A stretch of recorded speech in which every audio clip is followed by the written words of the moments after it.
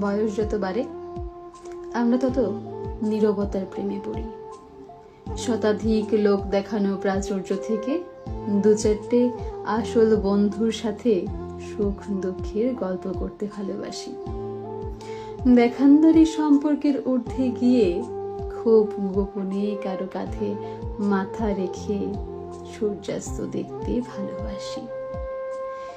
কে সারাটা জীবন পাশে থাকবে আর কে খড়কুটোর মতো সামান্য ঝড়ে উড়ে যাবে বুঝতে শিখি। অপ্রত্যাশিত অপমানে, নিন্দায়, বিশ্বাসঘাতকতায় চুপ করতে শিখি। কার কথা ভেবে চোখের জল ফেলা উচিত আর কার কথা ভেবে এক ফালি হেসে এড়িয়ে যাওয়া উচিত বুঝতে শিখি। জীবনের এই লম্বা সফরে আমরা